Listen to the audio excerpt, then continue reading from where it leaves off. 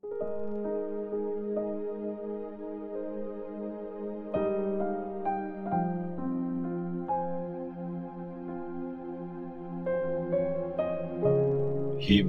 chapter 2. Ang dakilang kaligtasan. Lalo pa tayong kumapit sa mga katotohanan na narinig natin para hindi tayo maligaw.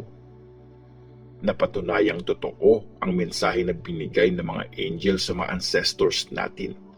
At lahat ng ayaw maniwala o hindi sumunod dito ay tumanggap ng parusang deserve nila. Paano tayo ngayon makakatakas sa parusa kung hindi natin papansinin ang mga dakilang kaligtasan na ito? Ang Panginoon mismo ang unang nag-announce nito at pinatunayan sa atin ng mga nakarinig sa Kanya na totoo ito. Pinakita din ng Diyos na totoo ang mga sinabi nila nung gumawa siya ng iba't ibang klase ng himala at mga nakakabilib na bagay. At binigay niya ang mga gifts ng Holy Spirit ayon sa gusto niya. Ang nagliligtas sa atin. Hindi sa mga angels binigay ng Diyos ang karapatang mag-lead sa dadating na bagong mundo, yung mundong sinasabi namin. Pero sinabi nga sa scriptures, ano ba ang mga tao para isipin mo sila? Mga tao lang sila, pero bakit concerned ka sa kanila? Sa sandaling panahon, ginawa mo silang mas mababa kaysa mga angels. Binigyan mo sila ng papuri at parangal. Ginawa mo silang pinuno sa lahat ng nilikha mo. Ginawa mo silang pinuno sa lahat ng bagay.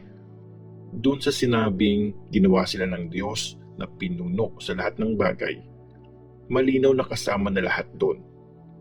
Pero sa ngayon, hindi pa natin nakikitang namumuno ang mga tao sa lahat. Pero nakikita naman natin si Jesus. Sandali siyang naging mas mababa sa mga angels. At ngayon, ginawa siyang hari na binibigyan ng papuri at parangal kasi nag-suffer siya at namatay. At dahil sa kabutihan ng Diyos, kaya siya namatay para sa lahat. Diyos ang gumawa at nag-aalaga sa lahat ng bagay. Tama lang na gawin niyang perfect si Jesus dahil sa kanyang suffering para maraming anak ang magka-share sa kadakilaan niya. Kasi si Jesus naglilid sa kanila sa kaligtasan. Iisa lang ang tatay ni Jesus at ng mga taong ginawa niyang banal. Kaya hindi nahihiya si Jesus na ituring silang mga kapatid. Sinasabi niya sa Diyos, ikukwento ko sa mga kapatid ko ang mga ginawa mo. Pupurihin kita sa sama-samang pagsamba. At sinabi din niya, magtitiwala ako sa Diyos. Sinabi pa niya, nandito ako at kasama ko ang mga anak na binigay ng Diyos sa akin.